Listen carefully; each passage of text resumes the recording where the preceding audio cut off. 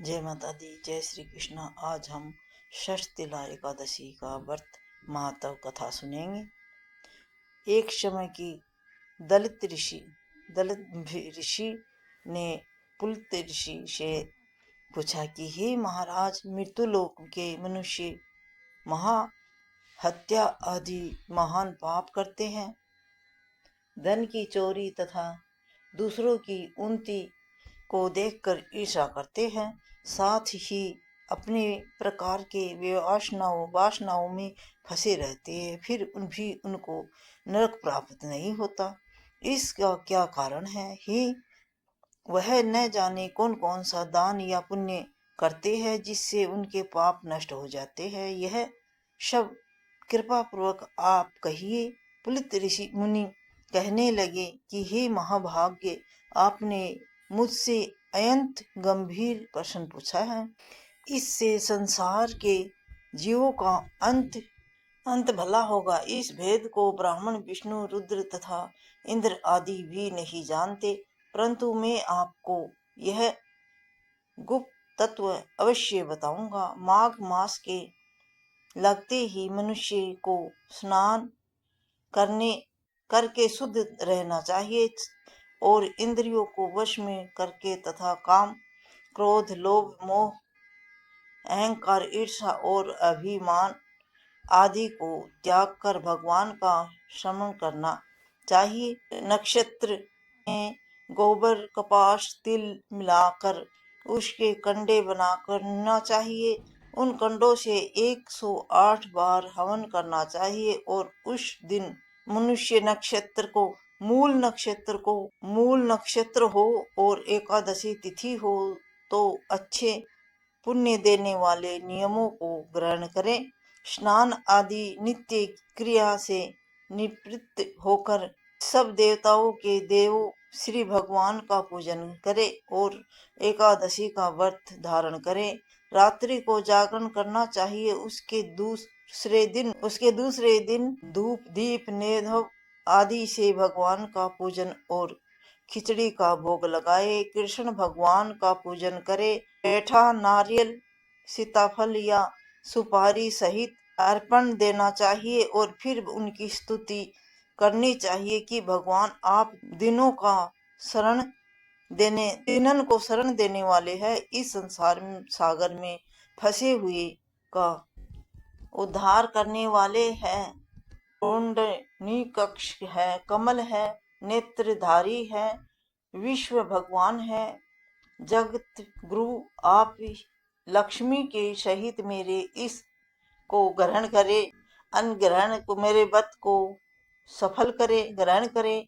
इस पश्चात जल से भरा हुआ कुंभ घड़ा ब्राह्मण को दान करे तथा ब्राह्मण को शाम को और तिल पात्र देना भी उत्तम है। तिल स्नान और भोजन दान से मैं ही श्रेष्ठ हूँ, दोनों में ही श्रेष्ठ है।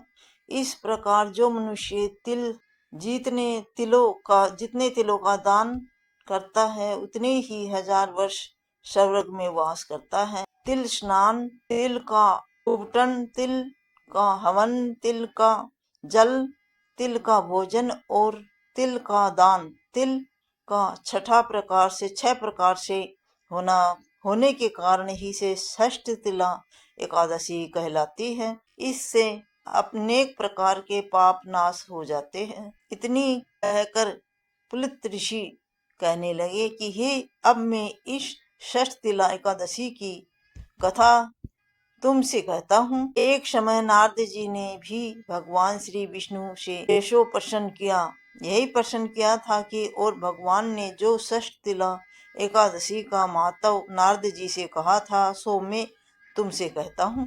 नारद जी कहने लगे कि हे भगवान, षष्ठतिला एकादशी का क्या पुण्य होता है और इसकी क्या कथा है, सो मुझसे कहिए। भगवान कहने लगे कि हे नारद, मैं तुमसे आंखों देखी सत्य घटना कहता हूँ, ध्यान पूर्वक सुनो। प्राचीन काल में मृत्युलोक में एक ब्राह्मणी रहती थी। वह सदैव व्रत किया करती थी। एक समय वह 1 मास तक व्रत करती रही। इससे उसका शरीर अन्यत दुर्बल हो गया। यदि वह अंत बुद्धिमती थी, तथापि उसने कभी देवताओं या ब्राह्मणों को नियमित अन्न या धन का दान नहीं किया था।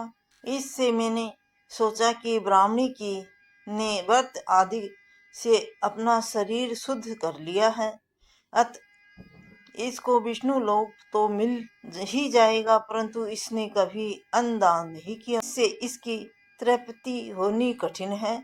ऐसा सोचकर मैं एक भिखारी बनकर मृत्युलोक में उस ब्राह्मणी के पास गया और उससे भिक्षा मांगी। वह ब्राह्मणी बोली कि महाराज, आप यहाँ किस लिए आए हैं?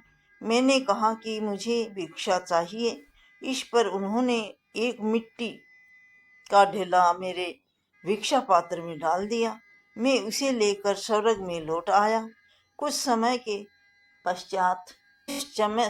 पश्चात वह ब्राह्मणी भी शरीर त्याग कर स्वर्ग में आ गई। उस ब्राह्मणी को मिट्टी का दान करने से स्वर्ग में सुंदर महल मिला, परंतु उसने अपने घर के आंतरिक सब सामग्रियां से शून्य पाया। घबराकर मेरे पास आई और कहने लगी कि हे भगवान, मैंने अनेक व्रत आदि से आपकी पूजा की, परंतु फिर भी ऐसा घर अनादि सब वस्तुओं से शून्य है। इसका क्या कारण है? मैंने कहा कि पहले तू अपने घर जाओ, देव ऋषि पत्नियां तुम्हें देखने के लिए आएगी। पहले उनसे षष्ठतिला एकादशी का तब द्वार खोलना। मेरे ऐसे वचन सुनने पर वह अपने घर गई। तब देखा स्त्रियां आई और द्वार खोलने के लिए कहा तो ब्राह्मणी बोली, आप मुझे देखने के लिए आई है, कहिए उनसे। मैं एक देवी स्त्री कहने लगी कि मैं ठीक है, मैं कहती हूँ। जब ब्राह्मणी ने षष्ठतिला एकादशी का महात्म सुना तो फिर उसने द्वार खोला तो दंग रह गई। उसको देखा कि किन तोफा गंधर्वावती है, फूलों की गंध आ रही और न आसुरी न वृतन जैसी ही पहले जैसे ही उस ब्राह्मणी ने भी उनके कथा अनुसार षष्ठतिला एकादशी का व्रत किया। इसके प्रभाव से समापन सामग्रियों से भरपूर युक्त होकर अंत मनुष्य को मूर्खता त्याग कर षष्ठतिला एकादशी का व्रत और लोभ न करके तिला आदि का दान करना चाहिए। इससे दुर्बल भाग्य को और दरिद्रता सब नष्ट हो जाती है तथा मोक्ष की प्राप्ति होती है। जय माता दी। एकादशी व्रत कथा संपन्न हुई।